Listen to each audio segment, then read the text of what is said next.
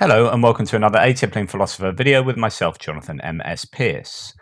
This is Ukraine War Update Extra, where I get to talk about some juicy nuggets that hopefully will be of interest to your good selves and will give you something to talk about in the discussion threads that you have been so good at having recently, and I've really appreciated.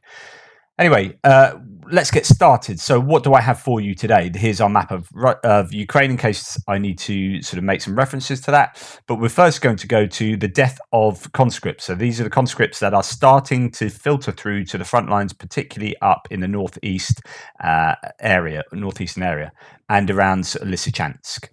So the first point is that they are already dying, right? Not only are these conscripts being forced to join the army, having their papers sent to them, many of them joining against their will, not all of them, of course, but they are being sent to the front line without sufficient training, and they are starting to die and come back into body bags. And actually this then becomes an internal issue for Russia and for public sentiment for the Kremlin and Putin in particular. So my son has died. Russia mourns loss of first drafted soldiers in Ukraine. So as newly mobilized men return from the front in coffins, critics complain of aggressive recruiting, low morale and poor training. So on September the 25th, this one particular person, Andrei Nikiforov, a lawyer from St. Petersburg, received his call-up papers. And by the 7th of October, just 2 weeks later, he was dead. Okay, so 2 weeks from being called up, he's on the front line and dying. In other words, that is clearly insufficient training. Okay, first coffins are returning to Russia from Ukraine, bringing back the remains of ordinary Russians who at first were promised a quick special military operation, now been drafted to go and fight in a war. The newly minted soldiers died within weeks of Vladimir Putin's mobilization announcement on September the 21st. On Thursday, the Chelyabinsk region announced the deaths of 5 mobilized soldiers from a single military commissariat. Reports on Saturday said that another 4 had died from the Krasnoyarsk region alone. Family members of some men who died said they had been promised 2 months of training before they would be sent to the front lines. According to the BBC Russian, another 14 have died even before reaching the front of causes including suicide, heart attacks in fights and other mysterious ailments. So you've got this growing issue of mobilization that is not only causing economic harm and public sentiment harm, but is also causing necessarily obviously deaths, and then the further public sentiment harm that will cause. Now, this has literally just come out. This is a Guardian reporting that 11 soldiers were killed in a mass shooting by fellow volunteers. And the defense minister has come out and admitted this and called these 2 terrorists. At least 11 people were killed and 15 more wounded at a military training ground in the Belgorod region in southwestern Russia on Saturday when 2 volunteers opened fire on other troops, the Russian Defense Ministry has said. The ministry said in a statement that the 2 shooters were nationals from a former Soviet republic and had been shot dead after the attack. And the ministry called the incident a terrorist attack. This is sort of representative of the fact that A, people don't want to be there, B, the morale is exceptionally low, C, there are issues with command and control of the troops. And I think that's you will see, or we will see a lot more of this in the coming weeks, no doubt. And it will be interesting to see what will happen when the troops start dying in larger numbers, the conscripted troops, and also their reaction to being on the front line in a low morale scenario where they are under, say, for example, repeated artillery attack in the freezing, muddy Ukrainian backwaters. So there you go. 4th time in 24 hours, explosions in Belgorod. Previously, Russia's authorities had tried to blame accidents, but this time defense was saying trying to shoot things down. Looking at the oil terminal, seems they failed. So this is Belgorod being hit by missiles again, repeatedly an issue for that area. That's for sure. Again, it's a case of hitting infrastructure, energy infrastructure, in this case, oil terminal being hit. So let's move on to more fire, but this time Russia on fire. And this is something that I've reported on before, which is the idea that there are saboteurs within Russia that use fire as their way of causing chaos and showing their anti-war sentiments. Here, someone's firebombed the military enlistment office in Cherkassk. The town is less than 200 km from the Russian border with Georgia, a gesture of goodwill from the locals. So here we have just passing the enlistment office. So obviously that's where people are going to be conscripted.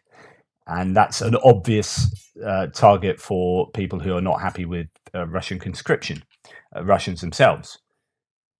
Just another example of kind of what's going on inside Russia. So I'm going to move to, I did the update this morning. I just want to say that I forgot to add this map. This was supposed to be one of the maps I added. This is from Defmon.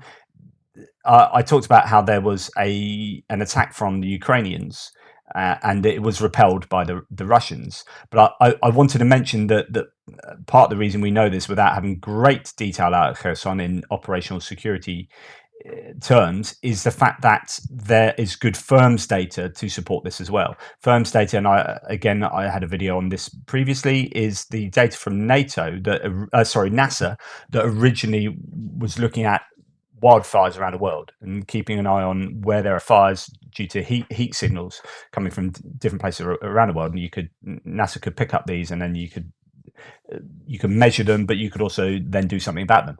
Actually being used to great effect in Ukraine in finding out where there are large amounts of fire due to artillery attacks, rocket attacks, artillery being fired and received, and things blowing up. And you can generally tell where there is action, and there was quite a lot of action yesterday along this northeastern Kherson line. So that was just something I meant to say earlier on today. Okay, I talked about this Decoy, a SAM, a surface-to-air missile installation of the Ukrainians being hit by a loitering munition, a kamikaze drone. And I said we know this was a decoy because even though there are people sort of moving around, usually there aren't people around decoys particularly. But when they get hit, considering these are supposed to be, very potent missiles, when it gets hit, there's nothing but sort of white puff of smoke and not a lot of black smoke from like fuel burning and just not a lot of explosion. So here's a loitering munition coming in, bang, and there you go. Just it looks like bits of wood being thrown off there, and that's the end of that. That's the explosion. The entire explosion involved in a surface-to-air missile, and if you looked at the end there's no I hate it when it does that. There's no real wreckage, that you'd see like the framework of a metal vehicle, so on. Okay, so lots of reasons to think that was definitely a decoy.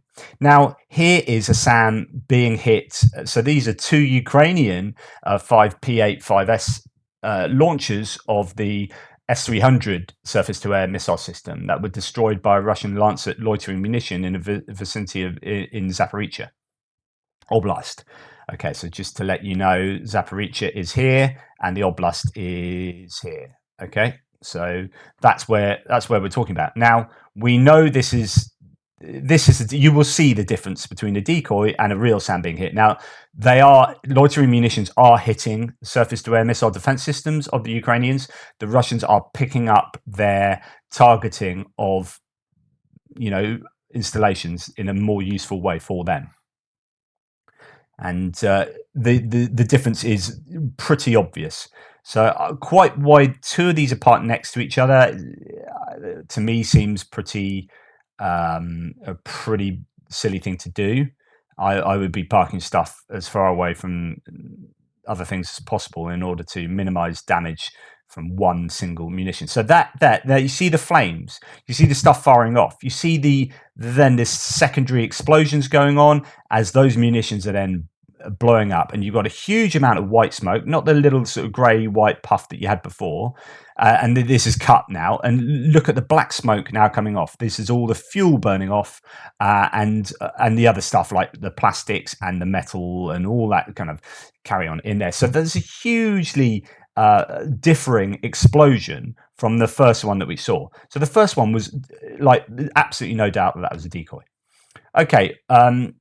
Interesting thing that Tim White observes here, and this is something that's definitely happened. So over the last couple of days, the Russians have been hitting cities less in their cruise missile attacks, and this could say that they are running short on missiles. We're pretty certain that that is the case, but it could also be the case that they are now receiving more air defense systems. For in this case, he talks about the IRIS-T system from Germany, which I mentioned previously, and other systems are coming through. And the NASAMS are getting embedded across Ukraine. So it could be that the air defense systems are doing their job and hitting the cruise missiles and other munitions that are flying over. Right. I want to talk to you about. So yesterday, I talked to you about the theory that Russia are using old maps. And this came from an interview on the Telegraph Ukraine the Latest podcast, where there was a Ukrainian who said 30 years ago, I was a conscript and I used to be based near Odessa, and there was this Air Force military base. And right at the beginning of the war, that was hit, except it's no longer a military base and it's a civilian thing. And one young girl died. And famously, you know, this was a horrible thing that happened at the beginning of the war. And they're saying, why are you hitting this civilian target? And I was like, well, you know, 30 years ago, that used to be a military installation. So the idea is that to some degree, Russia are hitting civilian targets because they are using old maps. Of course, that wasn't like the only reason, but I was then called out by a lot of people on the thread saying, hang on, like, are you saying that Russia can't use Google Earth? They don't have satellite imagery to show them this? And lots of people were saying this is a ridiculous theory. And so I thought, okay, it's not a ridiculous theory, but it's not the only theory. There are better theories, but it works with them. And we have really good evidence to suggest that this is the case for reasons that I'm just about to say. So I just want to spend a little bit of time trying to lay out why the old map theory does have some purchase. So what's the data? I've done a little PowerPoint for you. It's only 2 pages, so don't worry. What's the data? So Russia is hitting targets that are civilian and have no obvious strategic value. Okay, so you can talk about hearts and minds, but really it's actually getting people to be more firm in their dislike for Russia. So it's not really breaking their hearts and minds. 2, these range from shopping malls to residential blocks to streets to single houses. Okay, there's a whole range of civilian targets being hit. So we know that civilian targets are being hit. And we also know, this third point, the Russians are running low on these kinds of precision missiles. We also know they're quite imprecise.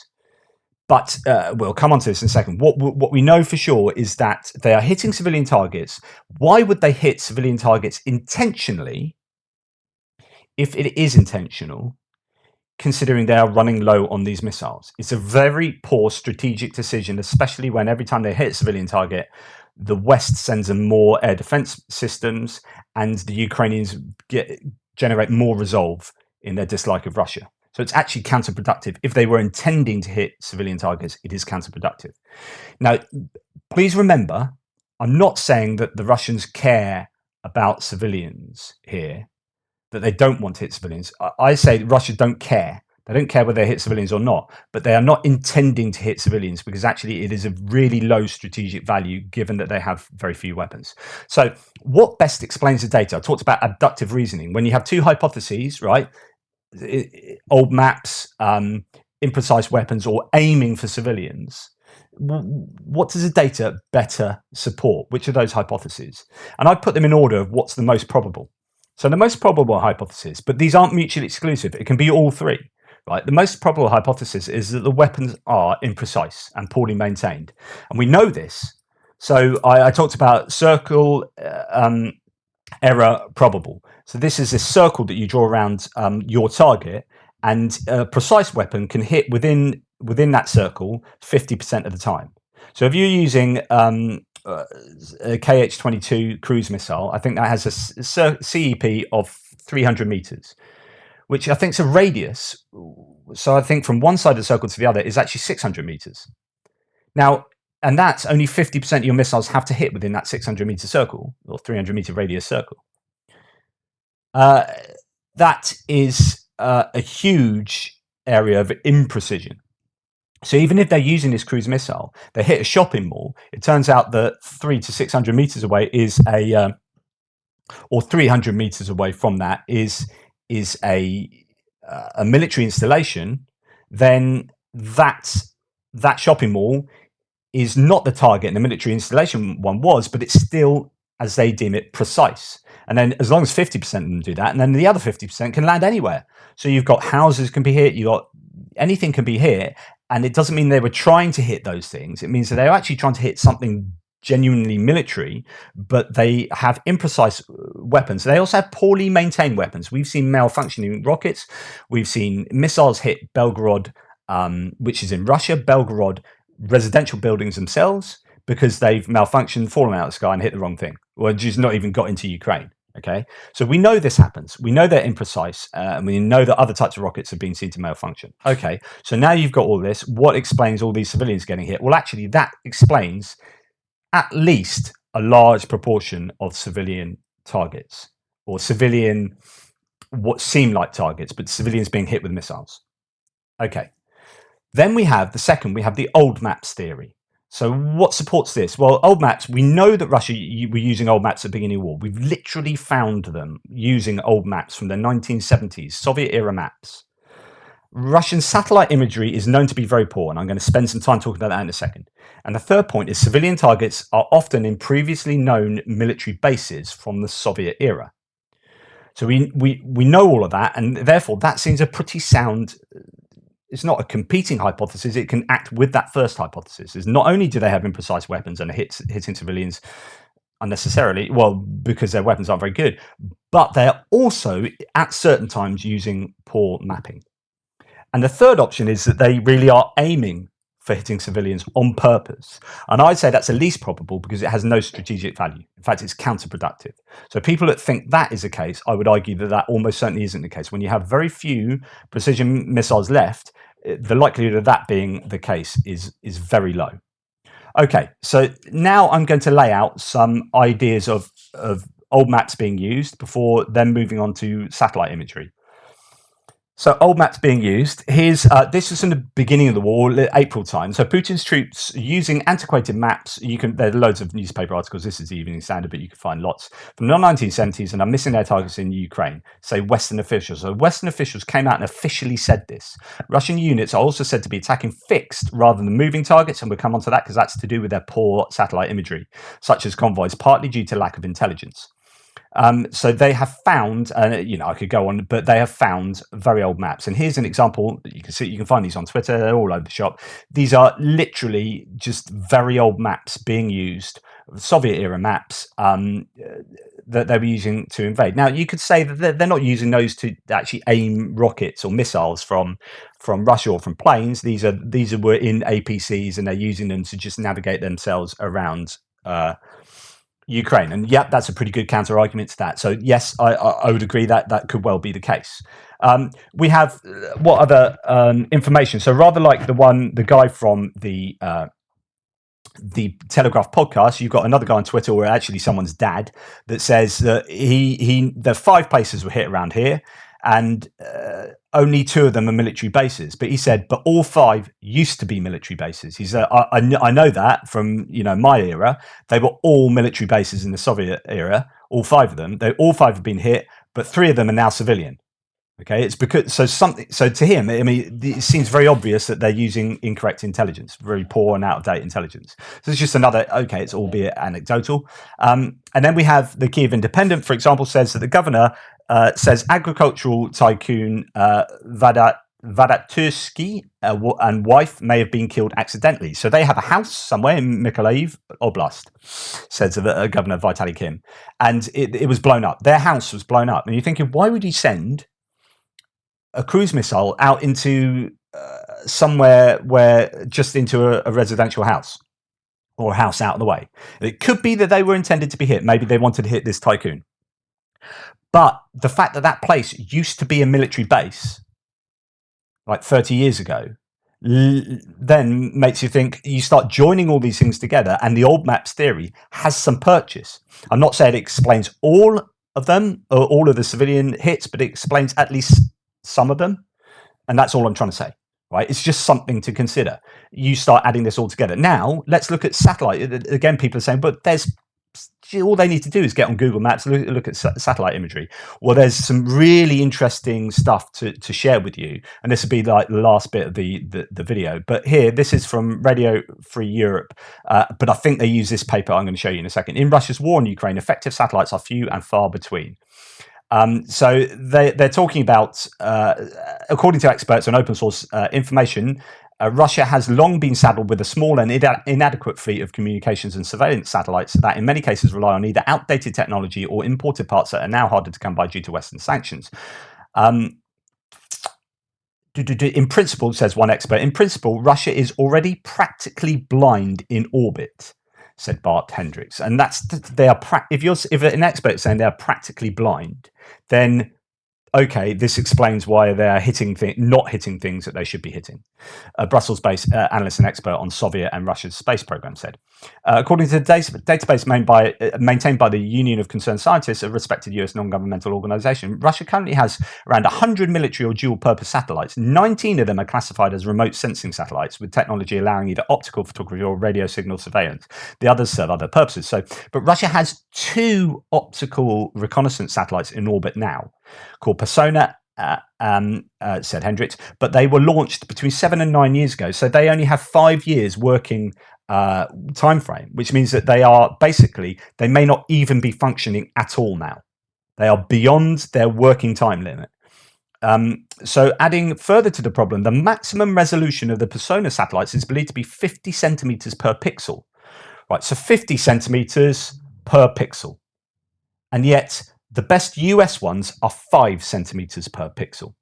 So at that resolution, the letter V, which is being painted on the roofs of Russian military vehicles operating in Ukraine, would be easily and clearly visible from the typical altitude where a spy satellite is orbiting for the US ones, but not for the Russian ones, which are 10 times poorer resolution. So commercial satellite companies like Maxar and Planet, who are really helping out the Ukrainians at the moment, have a maximum resolution of about 15 centimeters. And the Americans have at least 5 keyhole 12 satellites. The Italians, the French and Spaniards have their own satellites. And these there are an order of magnitude more. So basically, Russia has also lagged behind on building and deploying remote sensing satellites whose radars can see through cloud cover, unlike optical satellites. So optical satellites can only see what, like, imagine a human eye. If there's a cloud in the way, can't do it. And some of these satellites are only able to see over Ukraine once every 15 days.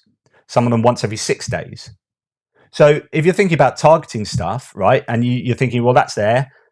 If you're talking about moving targets, this is useless. Then it's gone 15 days later, 6 days later, or if a cloud comes over. So during this weather at the moment, really, really troubling. So according to the same Union of Concerned Scientists database, Russia has only one confirmed radar satellite in operation called Condor. It launched in 2014. With an expected lifespan of 5 years, it may have already ceased to be operational. So it's just absolutely fascinating, this. Anyway, I could go on, and I will go on a little bit more. So this is the Jamestown Foundation Global Research and Analysis, Russia's space satellite problems and the war in Ukraine. Really interesting paper, this, back from May. Goodness, I could talk about so much on here, and I think this is where they got some of their information from. Again, only 2 satellites that are particularly useful, and even they are probably out of date. And it says another 2 satellites of this new generation. So Russia was due to launch some new ones, Cosmos 2551 and Cosmos 2555, were lost during failed launch attempts in September 2021 and April 2022. So they wanted to get newer ones, but they failed and they lost them. So the Russian armed forces likely also rely on 5 Canopus V civilian optical imaging satellites, which use electronics and software produced by the UK. However, each of them can only cover the same territory once every 15 days, and the low resolution allows imaging of mostly massive stationary objects. Another civil constellation of optical imaging satellites involves a single Resurz P satellite, which with a revisit rate of 3 to 6 days. These space assets would permit Moscow to plan bombing runs and monitor damage to Ukrainian cities and towns, while the Resurz P enables little more than analysis of permanent non-camouflage military installations. So they just don't have the resolution to even see past camouflage. So the Russian armed forces possess only 1 satellite equipped with a radar locator. However, the deployment of the newer generation ones was postponed. So, and again, this is one that was previously mentioned, which is now out of date and may not even be functional. So I don't want to repeat myself too much because there are some different points being made here. So here we go. So this is important stuff. So in total, therefore, Russia's existing space intelligence capabilities consist of only 12 satellites, limiting the effective use of high precision weapons and aviation. For comparison, the Russian military studied the United States experience during a campaign in Iraq in 2003 and found that the US military relied on almost 30 reconnaissance, surveillance and intelligence satellites of different types, including those provided by the Allies and by private companies. Russia faces several challenges today. It is not able to produce satellites that match even the quality of US assets dating to the early 2000s, and its satellite constellations suffer from operational problems, and Moscow still has not developed an orbital-based analysis system or a means to effectively distribute the information collected by its satellites. But even if it could address all these shortcomings, Russia simply does not have enough satellites for a war of such scale. Moreover, the Iraqi forces were much less combat capable in 2003 than the current Ukrainian armed forces, and the battlefield environment of Iraq was less urbanized and less populated than today's Ukraine. So what that's saying is that back in 2003, the US had more and better satellites than the Russians are using now 20 years later. And not only this, but they can't get the information from the satellites to the ground and from the ground to the satellites, or from the command and control. Sorry. So I'll just read you this last bit. Moreover, the speed of a typical Russian ground-based satellite communication terminal is 32 to 4096 kilobits per second in the Q band, and the 32 to 1024 kilobits in the C band. So even if Russia possessed more satellites and each Russian battalion tactical group operated a dedicated satellite communication terminal, the total Russian satellite communication bandwidth would be several times higher than the United States and its allies had during Operation Desert Storm in 1991, but several times lower than the US and its allies used during Operation Iraqi Freedom over a decade later. Russian military communications are organized as a vertically orientated hierarchy, with the National Defense Operations Center at the top rather than a true network-centric system. This setup, common to many dictatorial countries, further undermines Russia's already insufficient satellite communication system, reducing its battlefield utility. Thus, the highly centralized political system Vladimir Putin is trying to preserve plays its own role in reducing the usability of Russian military satellites. In other words, their satellite telemetry, their satellite imagery is poorer than the Americans was in 2003, and is effectively rendering it is effectively useless, and it might not even be functional. So they might not even be able to get satellite imagery at all from their satellites because they've come to the end of their usable life. Just fascinating stuff. So when people then say all they need to do is use, like, Google Images, but Google Images is not current. Like Google Maps is Google Earth is not current. This is not usable to the resolution that these guys need for proper military targeting. On the other hand, Ukraine have the ability to use Maxar, to use Elon Musk's system, Starlink, and to use the US and NATO, the best that US and NATO have to offer. They will be throwing that in. That 5 centimeter per pixel resolution will be used by the Ukrainians. And the Russians are at least 10 times worse, if not just completely dysfunctional. So anyway, that's really interesting. So when we go back to thinking about, okay, what's the best explanation of the data? I would say imprecise and poorly maintained missiles are certainly the best explanation, and that will explain most of it. But there is definitely a place for the old maps theory, both on the ground and for the fact that missiles are hitting old bases that have not been that for 30 years. Why aren't they using satellites? Because actually they don't have the satellite capability. They just don't have it. And they're going to be sitting on Google Earth, but really that doesn't tell you whether that building is a military base or not necessarily, right? So anyway, I thought that might be interesting for you. But if you fully disagree with me, have at it. Let's have some discussion in the thread. Anyway, thank you so much for checking out my channel and for listening to my nuggets. Just mainly on one particular one this week. If you want to check out uasupporter.com/ATP. You can get free delivery on some of this merchandise, and that'd be fantastic. Let's look at some men's t-shirts just to see, and fleeces and whatnot. If you like the look of any of that, check them out. You can buy them, and then I get 10% as a channel, and that's fantastic. So anyway, thank you. Please like, subscribe, share, and until tomorrow, goodbye.